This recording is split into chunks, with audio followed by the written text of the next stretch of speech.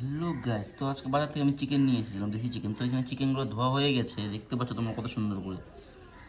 তারপর এই যে এখানে নিয়েছিলাম পেঁয়াজ, রসুন, আদা, পরিমাণ মতন সব নিয়ে নিয়েছিলাম বন্ধুরা।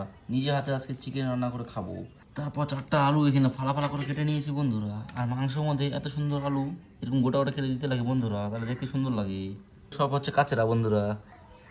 মানুষের মন যেমন ভিতরে কালো বাইরে পরিষ্কার, এই আলুরও তেমনই অবস্থা, ভিতরে কালো দেখো বাইরে কত সুন্দর। তো দেখি দেখি দেখি।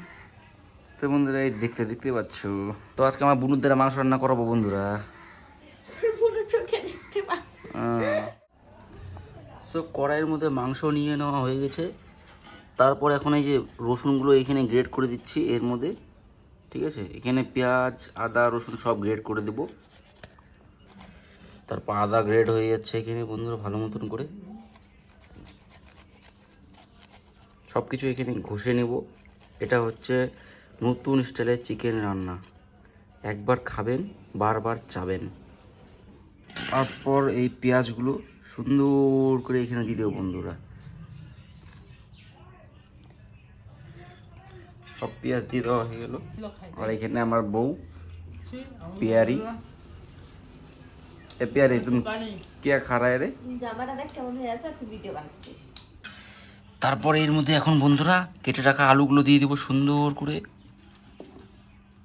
পর বন্ধুরা এখানে লঙ্কা দিয়ে দিলাম, কুচি কুচি লঙ্কা। এবার দিয়ে দেবো হলুদ গুঁড়ো।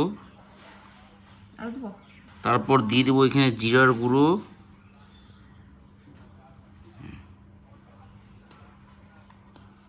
স্বাদ অনুযায়ী আমি এখানে 2 চামচ লবণ দিয়ে দিলাম, তোমরা স্বাদ অনুযায়ী লবণ দিয়ে দিও। ফির লঙ্কা গুঁড়া, বাস। তারপর দিয়ে দেবো মিট মশলা। তারপর বন্ধুরা লাস্টে এখানে তেল দিয়ে দেবো উপর থেকে, বাস। এভাবে মাখবো একদম, দেখতেই পারছো কত সুন্দর।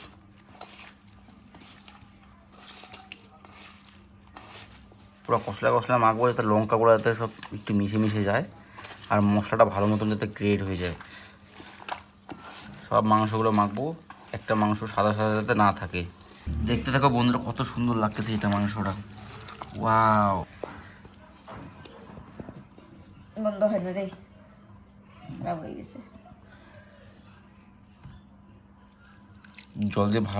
জল দিয়ে ভালো করে মশলা চারপাশে করার চারপাশে মশলাগুলো যেগুলো আছে লেগে রাখা সব একসাথে করে দেব। হাতটা ধুয়ে নেব ভালো করে। তারপর আমি বসিয়ে দেব কড়াইটা গ্যাসের উপরে। তারপর কড়াইটা এভাবে গামলা দিয়ে ঢেকে দেব। পাক্কা 10 মিনিট পরে কড়াইটা খুলবো। গ্যাসটা লো ফ্লেমে রাখবো। তো বন্ধুরা মাঝে মাঝে এইভাবে চালিয়ে নিতে হবে, মাংসটা যাতে লেগে না যায়। খুব সুন্দর একটা কালার চলে এসেছে বন্ধুরা এরকম করে, ঠিক আছে। তোমরা দেখতেই পাচ্ছ। তো বাস, আমার মাংসটা রান্না হয়ে গেছে বন্ধুরা। তো তোমরা চাইলে ভিডিওটাকে অবশ্যই লাইক করে চ্যানেলটাকে সাবস্ক্রাইব করে দিতে পারো বন্ধুরা। তো দেখা হচ্ছে আমার সাথে অন্য কোনো নেক্সট ভিডিওতে। Bye bye.